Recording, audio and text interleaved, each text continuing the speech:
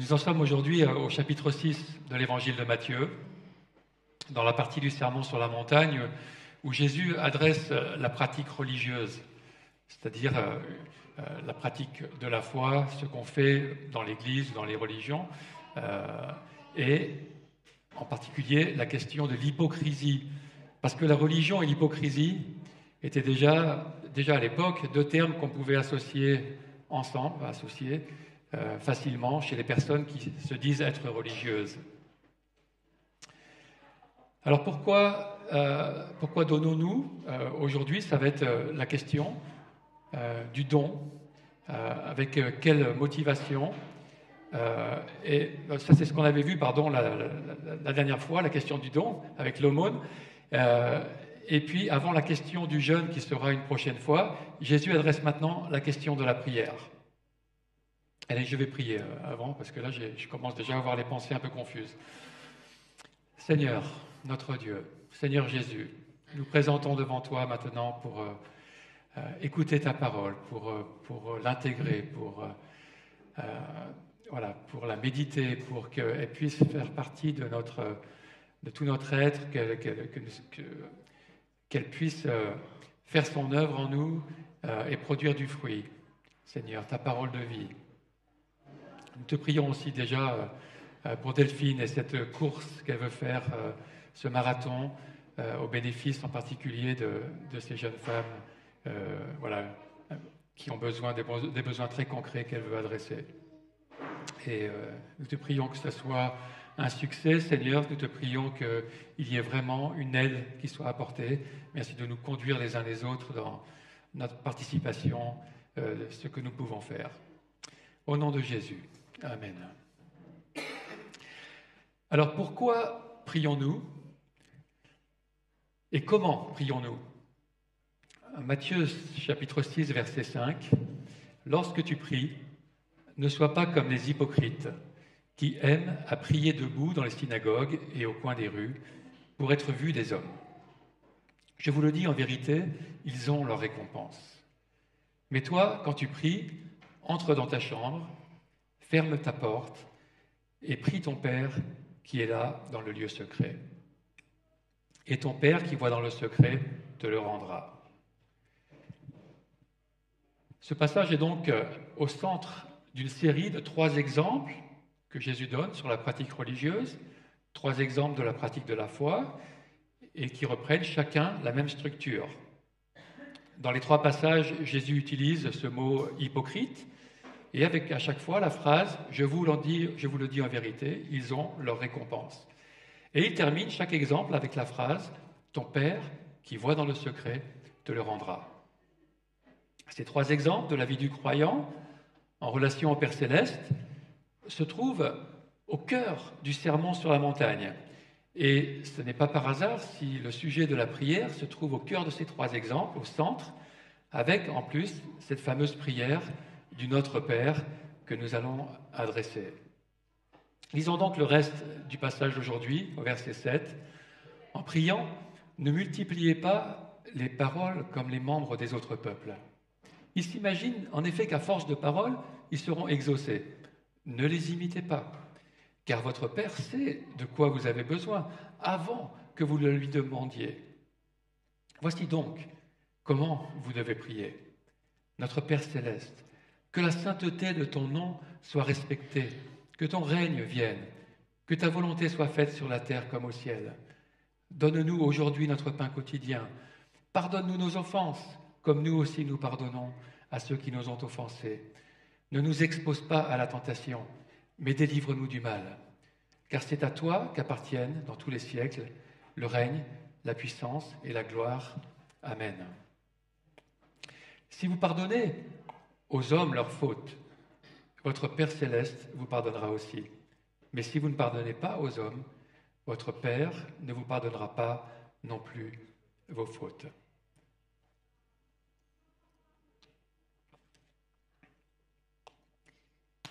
La prière est au cœur de la vie du disciple de Jésus-Christ et le Notre Père en est le modèle. Avec le verset 5 puis le verset 7 qu'on peut afficher, Jésus contraste ici la prière de certains religieux juifs, puis celle des païens, qui sont tous dans une certaine distance d'avec Dieu. Ils sont centrés sur ce qu'ils peuvent recevoir à travers la prière pour eux-mêmes. Il les contraste avec la prière du chrétien, une prière qui se vit dans l'intimité avec Dieu. Certains donc, au verset 5, prient d'une façon hypocrite. Ils sont plus intéressés par le fait de se montrer aux autres que par la proximité avec Dieu. Pour eux, la religion est surtout une affaire sociale, de position qu'on a dans notre entourage et dans la société. On montre qu'on est quelqu'un de bien en priant de façon à être vu. Voilà. Leur récompense pour leur action, cette action qui ici est la prière, ne leur sera pas donnée par Dieu. Car celle qu'ils ont recherchée, qui est la gloire des hommes, eh bien, ils l'ont déjà reçue. Et c'est tellement dommage, car Dieu cherche une véritable relation avec nous. Et pour lui, la prière doit refléter cette relation, ça en fait partie. Et c'est ce genre de prière relationnelle auquel il répond. Un beau verset de l'Ancien Testament dit ainsi en 2 Chroniques 16, 9 : « En effet, l'Éternel parcourt toute la terre du regard pour soutenir ceux dont le cœur lui est attaché sans réserve. » C'est cette attitude qui prévaut dans cette correction que Jésus fait sur cette déviance de la prière. Au verset 6, « Mais toi, quand tu pries, entre dans ta chambre, ferme ta porte et prie ton Père qui est là, dans le lieu secret. Et ton Père qui voit dans le secret te le rendra. » Jésus s'adresse ainsi à ceux qui entrent dans cette relation filiale avec le Père Céleste. En fait, on pourrait résumer tout le sermon sur la montagne en lui donnant ce titre que j'ai mis dans la première diapositive par rapport à ce passage. Qu'est-ce que ça implique que d'appeler Dieu notre Père ? Entre dans ta chambre, ferme ta porte et prie ton Père qui est là, dans le lieu secret. Alors tout le monde n'a pas forcément l'occasion d'avoir une chambre à part, une petite chambre petite pièce qu'on peut fermer, surtout dans les pays pauvres et puis même à l'époque de Jésus.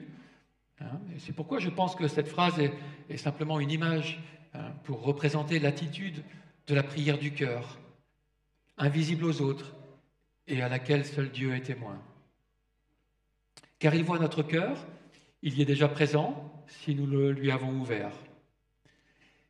Comme dans d'autres domaines de la vie spirituelle, ce n'est pas tant le lieu ni la forme qui importe, mais l'attitude du cœur et le fond.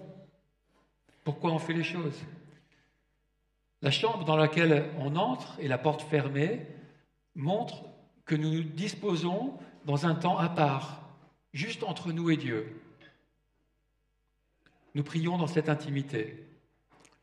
Nous entrons dans cette relation unique avec notre Créateur. Et quel privilège c'est de faire cela. Parfois, peut-être, on le fait un peu à la légère, on ne se rend pas compte. Et ton Père, qui voit dans le secret, te le rendra. La dernière fois, nous avions dit que ce que Dieu rendra, la récompense, n'est pas expliqué, mais que c'est lié à Dieu lui-même. Il s'agit très probablement de son approbation, de la communion avec lui. La récompense a lieu parce que nous agissons enfin comme ce pourquoi nous avons été créés, pleinement en phase avec ce que nous devons être, à l'image de Dieu, habités de son Esprit Saint. C'est déjà une récompense en soi, tout cela.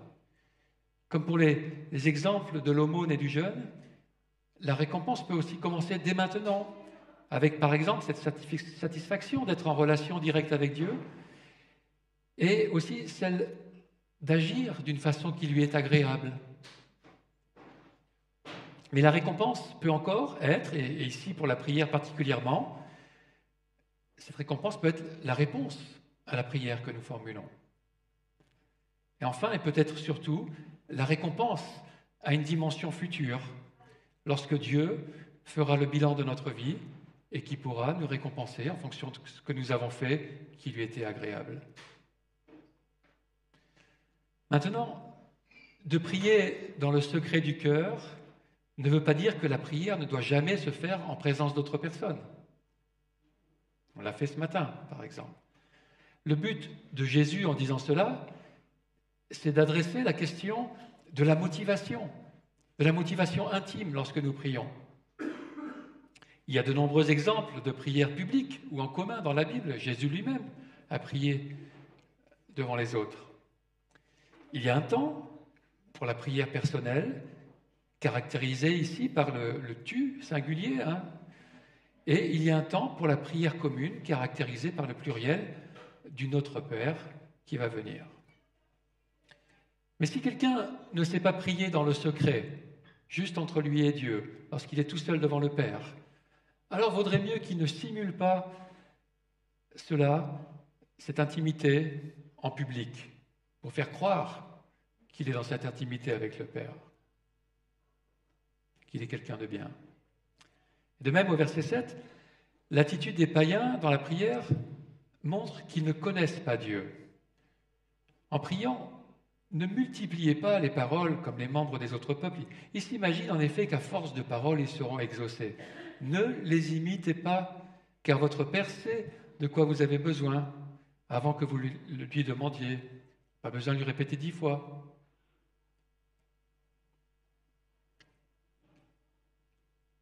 La prière avec le vrai Dieu n'est pas pour l'informer de ce qui se passe dans nos vies et des problèmes sur la terre. Il le sait déjà. Alors pourquoi prier si Dieu sait déjà? Parce qu'il veut que nous entrions en relation avec lui. Un parent, il connaît les besoins de son enfant, mais il aime quand son enfant lui parle. La prière, puisqu'elle est une relation, elle a aussi cette capacité de pouvoir nous transformer. Nous nous replaçons dans un contact conscient avec Dieu et notre regard sur la situation peut alors changer. Nous pouvons être apaisés, retrouver joie et espérance. Pas besoin non plus de répéter des phrases en boucle, comme si la prière était une sorte de perceuse pour traverser le ciel ou percer un trou dans les oreilles de Dieu. Dieu entend, Dieu sait. Et le comble, ayant entendu ces paroles de Jésus, serait de prier 10 ou 20 fois le Notre Père, comme ça se fait, d'une façon mécanique, pour espérer en tirer un mérite quelconque ou croire que ça aurait un effet positif auprès du Père. Imaginez si votre enfant, vous priez ainsi, vous répétez 20 fois la même chose. La prière qui plaît à Dieu est celle où on reconnaît qui il est et quelle place lui revient. Il est un Dieu grand, mais aussi notre Père. Il a des projets pour l'univers entier, mais aussi pour notre vie à chacun. Lisons ensemble donc à haute voix cette prière qui commence au verset 9 du Notre Père. Alors ici, c'est une autre traduction un peu légèrement différente de celle qu'on dit maintenant, mais on va prendre cette version-là puisqu'on l'utilise. Notre Père céleste, que la sainteté de ton nom soit respectée, que ton règne vienne, que ta volonté soit faite sur la terre comme au ciel. Donne-nous aujourd'hui notre pain quotidien. Pardonne-nous nos offenses, comme nous aussi nous pardonnons à ceux qui nous ont offensés. Ne nous expose pas à la tentation, mais délivre-nous du mal. Comme c'est le cas pour les 10 commandements, cette prière est d'abord centrée sur Dieu et ensuite sur nos besoins humains. Cela reprend aussi l'ordre des 2 grands commandements. D'abord, tu aimeras Dieu de tout ton être, et puis ensuite les relations humaines avec tu aimeras ton prochain comme toi-même. Et c'est au moins cela que Jésus a à l'esprit lorsqu'il dit « Voici comment vous devez prier ». Ce n'est pas qu'on ne doive pas utiliser ou faire d'autres prières, mais c'est un modèle de l'ordre et de l'importance des sujets. On commence donc par s'adresser à Dieu, notre Père céleste. Le « nous » implique que nous reconnaissons être une famille, que nous sommes frères et sœurs, ayant été adoptés par grâce à travers notre foi en Jésus-Christ, son Fils. On a chanté tout à l'heure, tu fais de moi son enfant, c'est l'enfant du Père. On n'est pas enfant de Jésus, parce qu'on est frères avec Jésus. Mais bon, voilà. Tu peux laisser afficher le texte du Notre Père, on va le méditer ensemble pendant quelques instants. Et donc, nous avons le même Père qui est aux cieux. Les cieux, nous l'avons dit, c'est une dimension parallèle qui permet à Dieu d'être invisible tout en étant au plus proche de chacun, jusqu'à voir les pensées du cœur. Notre Père céleste. Certains disent, en se basant en particulier là-dessus, que toute prière doit être adressée au Père, comme Jésus l'a fait lorsqu'il était sur la terre. Et évidemment, Jésus, en tant qu'homme, il n'allait pas se prier lui-même. Mais Jésus aussi est Dieu. Et lorsqu'il a rejoint le Père dans sa dimension céleste, les disciples ont pu aussi prier Jésus. Comme par exemple Étienne, lorsqu'il a prié en Actes 7, 59, « Seigneur Jésus, reçois mon esprit ».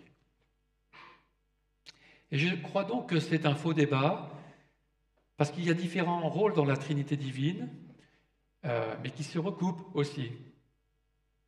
Nous prions Dieu dans sa dimension de Père, de Fils et même de Saint-Esprit. Même, il est vrai, si ultimement les prières arrivent au Père. Si le Saint-Esprit et Jésus intercèdent pour nous, ils intercèdent auprès du Père, selon Romains 8, 26 et 34. Alors, pourquoi, on pourrait dire, ne pas s'adresser directement au Père et pas à Jésus, pas au Saint-Esprit? Alors bien sûr, nous pouvons nous adresser au Père, toujours. Mais alors que nos paroles soient adaptées, que nos prières utilisent un langage en conséquence. Je vois souvent un mélange dans nos prières, et même dans mes prières, où nous nous adressons par exemple au Père, et ensuite nous le remercions d'être mort sur la croix. Ou encore, nous ferions mieux de ne pas prier le Père, de revenir chercher son Église. S'adresser à Jésus serait plus approprié. Par rapport à prier le Saint-Esprit, alors tout le monde n'est pas d'accord là-dessus, mais la Bible nous dit que c'est son rôle de nous aider à prier, ou de nous aider à nous rappeler les paroles de Jésus, entre autres choses. Alors nous pourrions prier le Père pour cela, mais s'adresser directement au Saint-Esprit pourrait aussi être approprié. Il est Dieu. Bref, nous nous adressons toujours à Dieu, et en particulier au Père, mais je crois que le fait qu'il est un en trois personnes nous permet de pouvoir différencier nos prières, en les faisant aussi à Dieu le Père, à Dieu le Fils, à Dieu le Saint-Esprit. Mais bon, je sais bien que le sujet de la Trinité nous dépasse complètement, on a du mal à comprendre. Alors il ne faut pas nous inquiéter plus que ça. Lorsque nous prions, si nous faisons des erreurs, Dieu, il sait faire la part des choses, et je ne crois pas qu'il va s'offusquer si notre prière n'est pas tout à fait orthodoxe. Ce qui est important, c'est qu'on le prie, évidemment. Que la sainteté de ton nom soit respectée, que ton nom soit sanctifié. Le nom dans la Bible, c'est la personne elle-même. Si on peut appeler Dieu Père, il n'est toutefois pas notre petit papa chéri, comme on peut parfois entendre. Dieu le Père est aussi le Dieu très saint, c'est-à-dire unique, à part, au-dessus de sa création, tout en entrant en contact avec elle. Et par ailleurs, je crois que c'est l'Épître aux Hébreux qui dit que Dieu est aussi un feu dévorant. On ne s'approche pas de Dieu n'importe comment. Si l'Ancien Testament nous montre qu'on ne s'approche pas de Dieu sans qu'il y ait un sacrifice pour couvrir nos péchés, ce que Jésus a pourvu définitivement par son sacrifice, mais c'est qu'on ne s'approche pas du Dieu trois fois saint n'importe comment, sans être conscient que nous avons besoin de sa grâce. On ne s'approche de Dieu qu'à travers sa grâce. Sa création doit lui reconnaître cette place unique, ce qui ne se fait pas toujours. Hein. Ce n'est pas encore complètement le cas que sa création lui reconnaisse cette place. Et beaucoup, par exemple, ont pris l'habitude d'utiliser le nom de Dieu ou de Jésus-Christ pour n'importe quoi. Hein. Quand je regarde des séries, par exemple, à la télé, à chaque fois que quelqu'un utilise le nom de Jésus ou de Dieu comme ça j'aurais aimé pas l'entendre, pour jurer, pour n'importe quoi. Hein. Et ce n'est bien sûr pas aller dans le sens de cette sainteté de Dieu. Prier que la sainteté de ton nom soit respectée, c'est en même temps une reconnaissance de sa gloire et un désir qu'elle soit vraiment reconnue en ce monde. Alors, c'est une prière qui nous laisse en tension jusqu'au moment où elle va vraiment se réaliser. Comme c'est le cas pour la prière suivante, que ton règne vienne.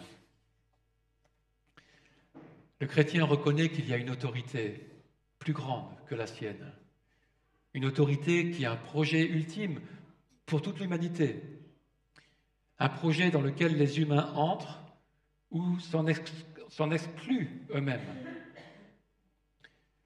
Nous prions que Dieu, le Père, règne maintenant dans nos vies, mais nous savons aussi que nous prions pour que la promesse de son règne sur la terre se réalise pleinement.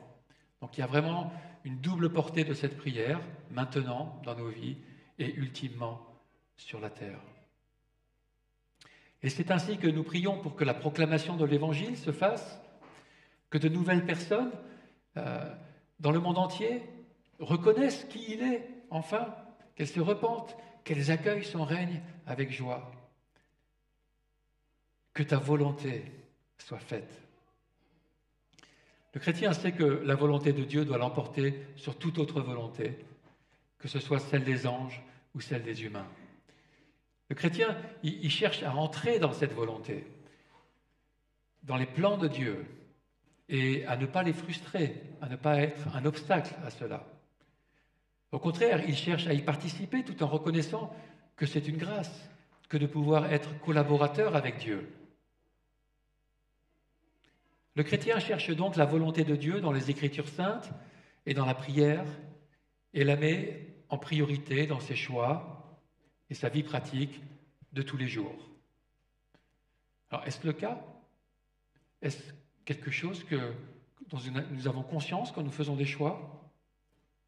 Est-ce que nos choix ont Dieu au centre? Ou est-ce qu'on s'adresse à lui après avoir fait les choix, même parfois quand on se retrouve dans la difficulté? Ça aurait peut-être été mieux de le faire avant. Et là encore, les chrétiens ne prient pas seulement pour leur propre vie ou seulement pour l'Église. Ils prient pour toute la terre. Ils prient pour que la parole de Dieu se répande, pour que sa sainteté soit respectée, que son règne vienne et que sa volonté soit faite sur la terre comme elle l'est au ciel. Parce que la visée chrétienne de la prière est une visée cosmique. Elle inclut la terre entière avec tous ses humains et l'univers entier aussi. La Bible annonce que cette prière se réalisera. Et le monde n'en a pas conscience. Elle a déjà commencé à se réaliser dans la vie des croyants, le Seigneur Jésus ayant commencé à régner en eux, à régner en nous, et elle s'imposera au monde avec le retour glorieux de Jésus-Christ qui est annoncé.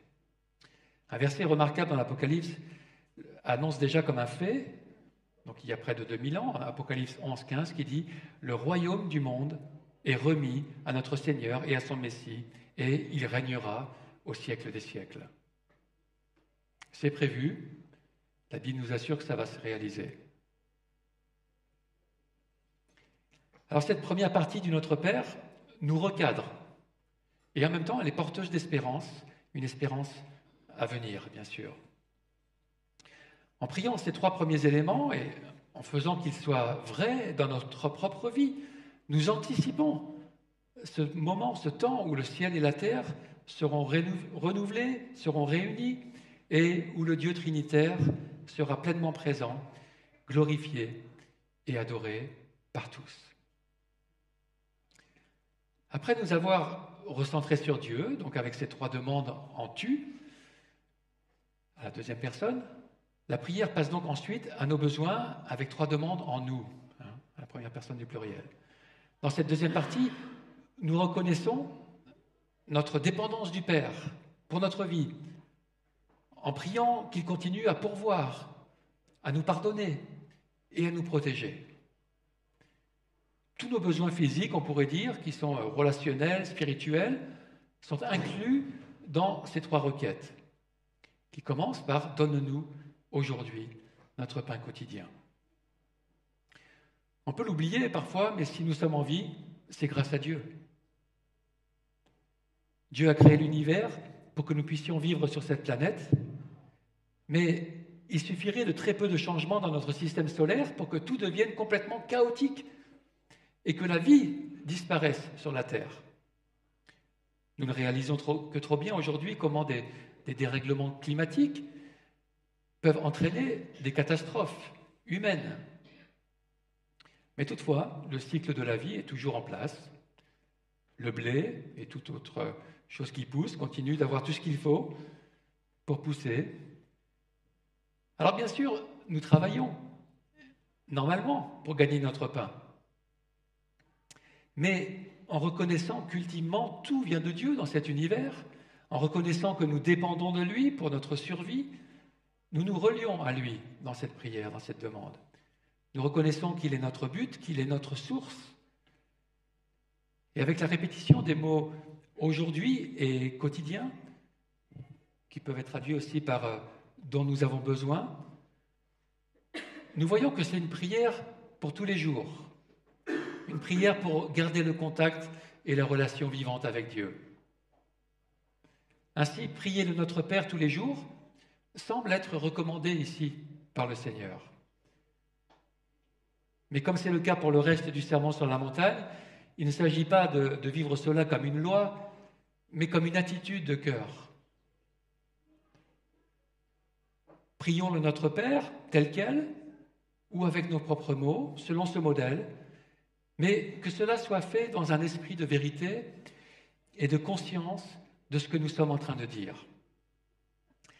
Alors concernant la nature de ce pain quotidien, ou ce pain dont nous avons besoin, comme Jésus a dit au diable au chapitre 4, un peu avant, que l'homme ne vivra pas de pain seulement, mais de toute parole qui sort de la bouche de Dieu, eh bien nous croyons que le pain pour lequel il nous demande de prier inclut aussi le pain spirituel.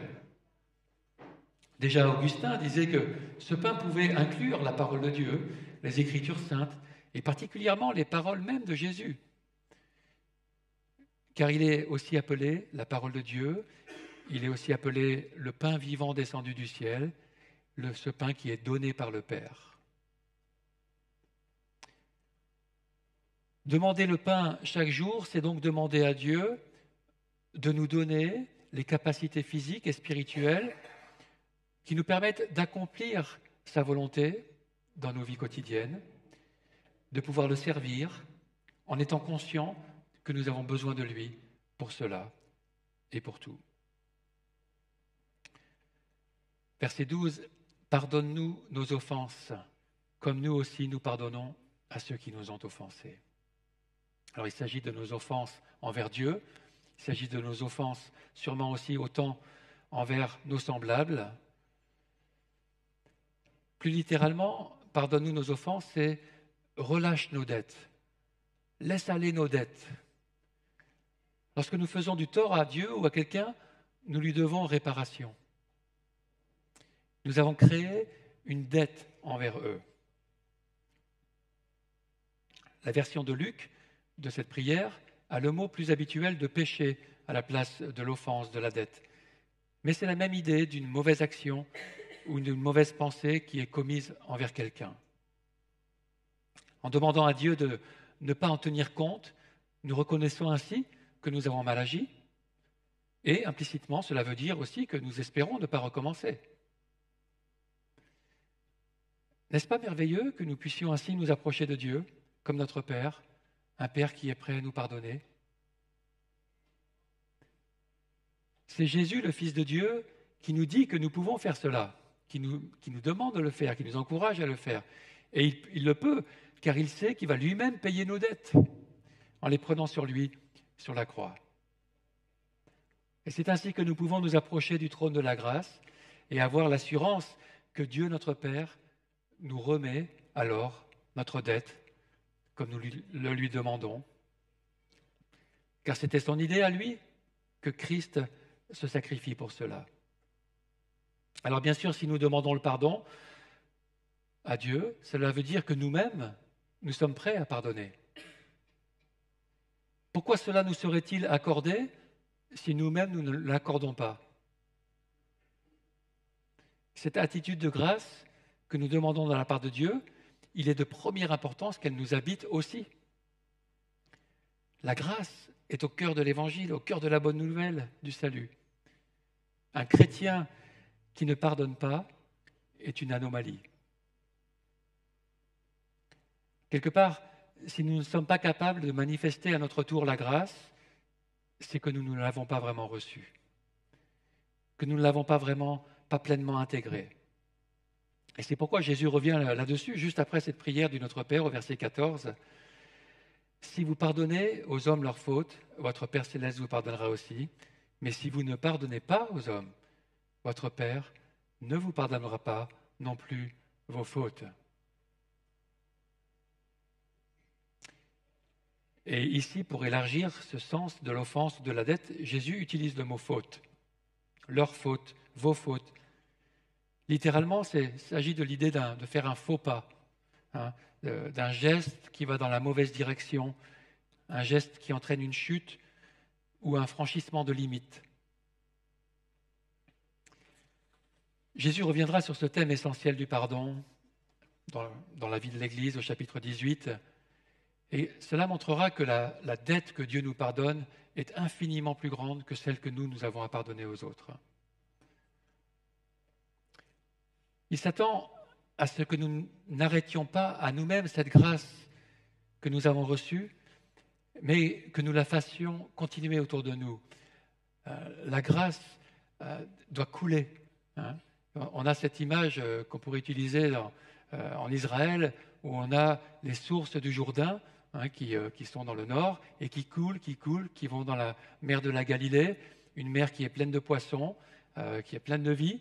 Ça continue à couler après, à la suite du lac de la Galilée, et ça va jusque dans ce qu'on appelle la mer morte. Et elle est morte, pourquoi? Parce qu'elle ne coule plus après. Tout arrête là, tout se stagne là, ça s'évapore, et ça se charge en sel, trop de sel, pour que la vie puisse se développer. Il ne faut pas qu'on devienne comme cette mer morte où la grâce qui devrait couler à travers nous s'arrête et devient quelque part source de mort, si elle ne continue pas à couler aussi à travers nous. Alors maintenant, Dieu ne nous pardonne que lorsque nous lui demandons de nous pardonner. De même, nous devons être prêts à pardonner ceux qui nous demandent pardon, même si c'est, comme Jésus dira à Pierre au chapitre 18, justement, jusqu'à 70 fois cette fois, c'est-à-dire tant que c'est nécessaire. Alors, quel genre d'offense ou de faute demandons-nous chaque jour à Dieu de nous pardonner?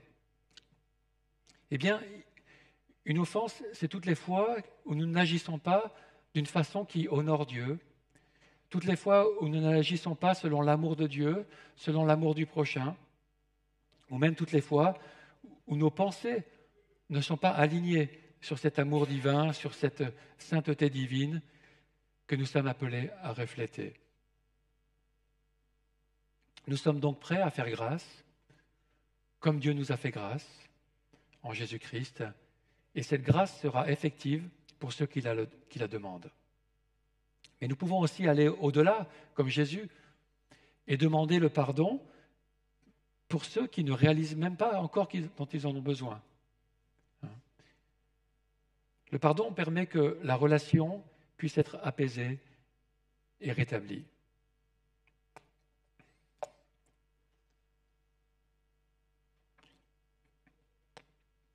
Alors bien sûr, quand nous avons besoin de pardonner quelque chose, parfois la confiance, elle a été abîmée. La confiance entre cette personne, elle nous a fait du mal. Alors on peut pardonner, mais la confiance, elle doit être regagnée. Ça se fait sur le temps, ça ne se fait pas tout de suite. Donc la relation, le pardon est accordé, mais il peut y avoir un travail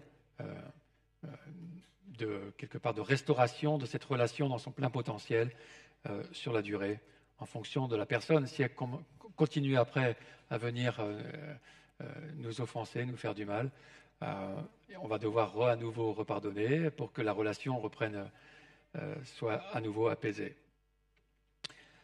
Mais nous pouvons enfin être encouragés et rassurés lorsque nous voyons en nous cet état d'esprit, cet esprit de pardon, parce que ça veut dire que nous l'avons bien reçu, que nous l'avons bien intégré et que la grâce de Dieu a fait son œuvre dans nos cœurs. Alors nous arrivons maintenant à la sixième et dernière requête. Après avoir demandé son pardon, nous demandons à Dieu de nous aider à ne plus l'offenser. Verset 13, « Ne nous expose pas à la tentation, mais délivre-nous du mal. » Ou alors on peut dire comme la nouvelle traduction qui semble plus juste et qui est adoptée par les chrétiens en général, ne nous laisse pas entrer en tentation. Chapitre 4, nous avons vu Jésus qui est poussé par l'Esprit Saint dans le désert. Pourquoi ? Pour être tenté. Et ici, Jésus nous encourage à prier que nous n'ayons pas à passer par cela, par là où il est passé. Parce que nous, on n'a pas la force de Jésus. On n'a pas son intégrité pour pouvoir résister à ces tentations. Et c'est justement pour nous qu'il a été tenté. Cette tentation de vivre indépendamment de son Père, tenté de vivre pour lui-même, de s'attribuer la gloire qui revient aussi à son Père. Des tentations qui étaient réelles, mais pour lesquelles il a été victorieux. Et c'est seulement en Jésus que nous-mêmes serons délivrés de ce mal de la tentation, délivrés du malin, avec sa force en nous par son esprit. Lorsqu'il nous enseigne à prier ainsi, il sait qu'il est lui-même la réponse à cette prière, mais il doit encore aller jusqu'à la croix, il doit encore ressusciter, envoyer l'Esprit Saint qui nous rendra donc capables de passer à travers les épreuves, à travers les tentations.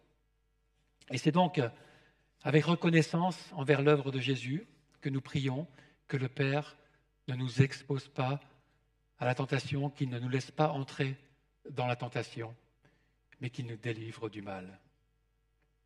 La tentation fondamentale, c'est de nous éloigner du Père, d'essayer d'agir indépendamment de lui, en étant attirés par le péché. Donc c'est la racine du péché, c'est d'agir indépendamment de Dieu, de vouloir le faire. Et donc, nous y sommes aussi poussés autant par notre chair que par le malin. La tentation vient de nous-mêmes, mais aussi de l'extérieur. Cette tentation peut prendre bien des formes. Elle se fait souvent au sein d'une épreuve, au sein d'un temps difficile.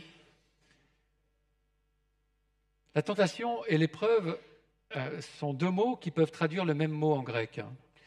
Et ce qui diffère entre les deux, quand est-ce que c'est une tentation, quand est-ce que c'est une épreuve, c'est par rapport à leur objectif. La tentation, elle veut nous faire chuter. L'objectif de l'épreuve, c'est de nous tester pour nous fortifier ultimement, pour nous purifier aussi. Ainsi, la Bible dit que Dieu nous éprouve, mais qu'il ne nous tente pas. Mais dans les deux cas, nous devons chercher en lui la force de passer à travers et de ne pas tomber dans le mal, de ne pas agir ou penser d'une manière qui n'est pas en accord avec lui. Nous prions ainsi la Trinité de nous rendre vainqueurs du mal qui est en nous, qui est dans le monde, et du malin lui-même. Et en faisant cela, nous allons dans le sens de ces 3 premières requêtes du début du Notre Père. En faisant cela, nous sanctifions le nom du Père. Nous faisons que son règne vienne dans nos vies et que sa volonté y soit faite. Et là encore, nous avons l'assurance que Dieu répondra à cette prière du Notre Père. C'est une prière qui nous encourage lui-même à prier. Elle correspond pleinement à sa volonté, pour nous réaligner avec sa volonté. Et il y répondra chaque jour, alors que nous nous plaçons sous sa protection et que nous cherchons en lui la force de passer à travers les épreuves. Et il y répondra finalement de manière totale et définitive lors du retour de Jésus-Christ. Donc la prière du Notre Père s'arrêtait ici, originellement, dans l'évangile de Matthieu. On voit cela dans certains des manuscrits les plus anciens, et c'est aussi le cas dans la version de Luc. Mais au cours du IIe siècle, on voit ce qu'on appelle, ces derniers mots, une doxologie, c'est-à-dire de doxo, la gloire. C'est une doxologie finale de rendre gloire, qui est ajoutée dans le texte de Matthieu, dans la deuxième partie du verset 13.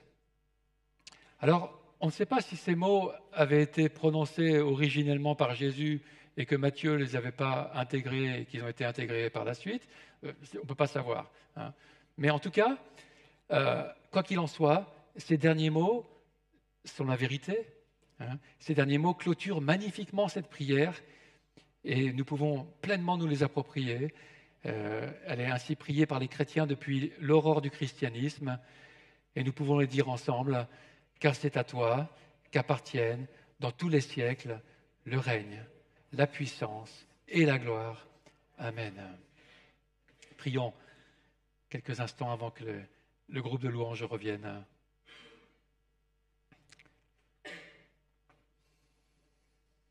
Merci Seigneur de nous avoir laissé cette prière. Souvent, nous ne savons pas comment prier. Et elle nous est précieuse, elle nous donne ce modèle, Seigneur, pour tous les jours. Aide-nous à la prier de tout notre cœur et en essayant de vraiment de saisir le sens et te demander de pouvoir saisir le sens aussi. De la prier d'une façon qui ne soit pas mécanique, mais qui soit dans cette relation de père et d'enfant. Conscient que c'est toi qui nous le demandes de le faire et qu'on est pleinement dans ta volonté lorsque nous le faisons.